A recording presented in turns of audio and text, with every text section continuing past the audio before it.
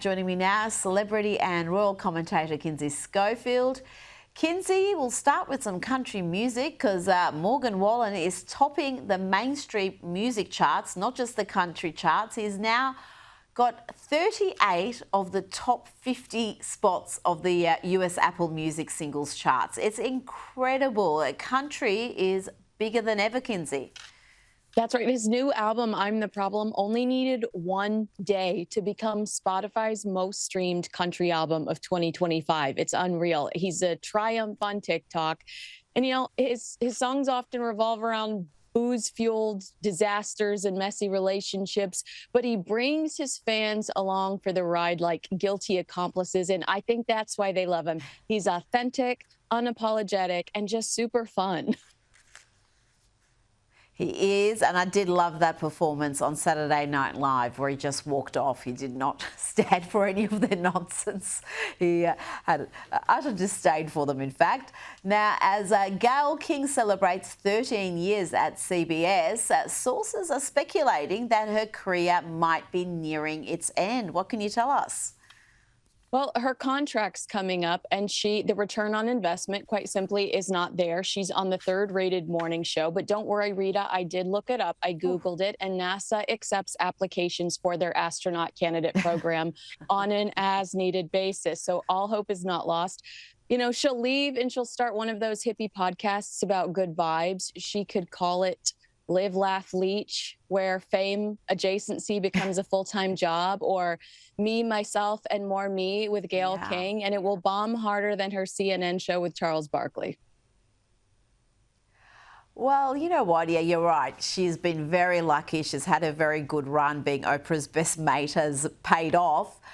But I do wonder whether that ridiculous little space expedition that her and Katy Perry and a few other famous privileged women went on has done lasting damage to their reputations. We've seen Katy Perry now become a figure of mockery. People are posting her dance moves and making jokes about her, and now Gayle King could be losing her job. Do you think there's any connection between those two things? I do think so, because I think that people are just sick and tired of her. And that was an in-your-face PR stunt that they didn't need or want. Yeah, and Gayle King was really outspoken about the backlash and claiming it was sexism that people weren't seeing them as astronauts. Now to reports that 24-year-old Jordan Hudson is telling people that she is engaged to veteran American football coach Bill Belichick, who's a dude who, well, is not just old enough to be her father, he's old enough to be her grandfather, Kinsey. That's right. And one of the reasons why people really do believe that this is true is because he just had a fresh paint job on his boat that's fueling this speculation. So his boat used to be painted to say 8 rings in honor of his Super Bowl titles. Now it says 1+8 rings. I mean, this guy is so much older than Hudson. I wouldn't tempt fate with "Till Death Do Us Part" on the wedding vows. That could be any minute now. Just, 50 years between them. That's a few years.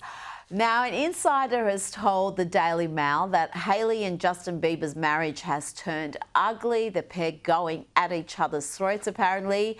And Justin Bieber's revealed that he'd once told Hailey during a fight that she'd never be on the cover of Vogue. What sort of a thing is that to say during a fight? Bizarre. And to announce that to the world on the day that they release her Vogue cover, which completely hijacked the headlines. She didn't get to have a victory lap about this cover because all anyone wanted to talk about was the nasty way that he treated her and what he said to her. You know, in this same article, the source quotes them as Romeo and Juliet without the morbid ending. You know, calling them Romeo and Juliet does not make it romantic. It just means their relationship has a body count. You know, there's nothing romantic about this drama. Now to Ben Affleck and Jennifer Garner's daughter, Violet. She's written about a tense argument with her famous mum about climate change after her family escaped to a hotel to avoid the smoke from the Los Angeles fires. This is in a candid essay for Yale. Kinsey, what else can you tell us? I mean, she calls her brother basically stupid. You know, this paper is so arrogant and condescending. It's really brave for her to speak out about climate change from the comfort of a luxury hotel suite that her famous mother paid for. And it's easy to worry about the ice caps melting when you've never had to worry about paying rent. Her mother is so sweet and was elbow deep in ash volunteering to rescue people and pets during those fires. I don't think she needed a lecture from a Nepo baby. Yes, the Nepo babies can be insufferable. Now, sources have told Page Six that Taylor Swift will finally have the chance to buy back the original recordings of her first 6 albums. Kinsey, it's going to cost a bit, isn't it? I know, but will she, Rita? 2 years ago, Bloomberg estimated that the re-recorded albums had a combined value of $400 million. So she earns royalties Wow. from each streaming song, each record sales, album purchases. So the PR war between Taylor and Scooter Braun turned out to be incredibly lucrative for her. Would she rather continue to re-record what's left? I don't know, but I do know that she may be called as a witness in the Blake Lively Justin Baldoni case, and that I've got the popcorn ready for because that's going to be good times. But before you go, King Charles and Queen Camilla are coming to North America. There's a great deal of conjecture, interest in whether this will mean a reunion with Harry. Is that on the cards, Kinsey? When hell freezes over, will that happen? I don't think King Charles wants anything to do with Prince Harry, who has never found a camera and a microphone he hasn't complained about his relatives to. I just don't see that happening anytime soon.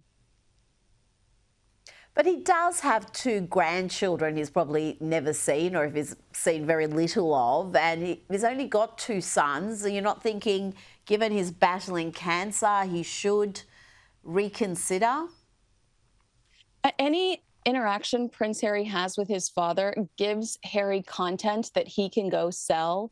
And, you know, whether it's an interview, remember the second he met with King Charles, he told Good Morning America, I just saw my father who has cancer. He talked about how these moments can bring people back together. It's content for Prince Harry, and I don't think that the royals trust him. That is an excellent point, and I think probably that's the number one reason why nobody in the family wants to deal with him or Meghan, because they don't want to provide more content for the next podcast, the next Netflix series or book. Kinsey Schofield, you nailed it. Thank you so much for your time tonight.